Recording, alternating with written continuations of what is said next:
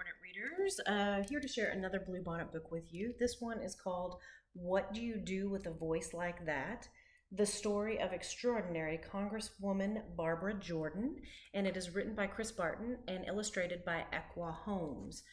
This is a great biographical picture book about the great Barbara Jordan, who is a Texas politician. She grew up in Texas, and she had a passion her whole life to help people who needed help, to be a social justice warrior, and to do the right thing. And she ran for office, and she rose steadily up through the ranks in Texas government until she became a congresswoman.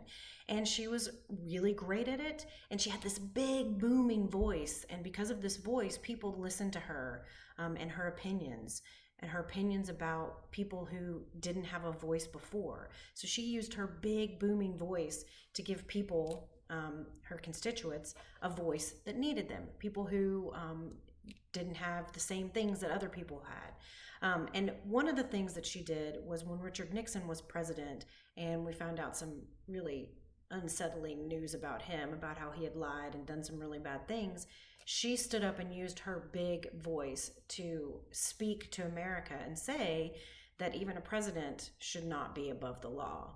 That if this president broke the law and lied and did the things that we are accusing him of, and he was later convicted of, then he should not be president. And that speech made a really big impact on people, and Nixon resigned as president.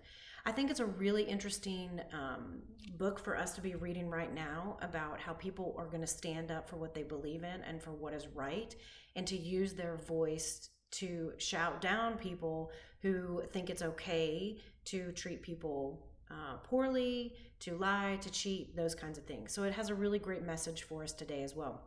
The other interesting thing about Barbara Jordan is that a lot of people thought she might go on and be like Vice President of the United States. But it turned out that she was diagnosed with multiple sclerosis, and that was not something that she was going to be able to do.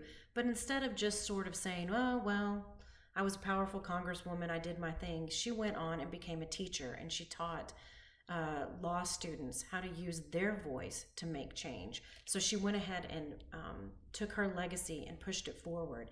And so there are people now who are like her, who are using their voice to make change. So it's a really inspiring story about a woman who understood herself. She knew her strengths, and she used those strengths to do good in the world, which is something that we should all try to do. So I hope you read What You Do with a Voice Like That.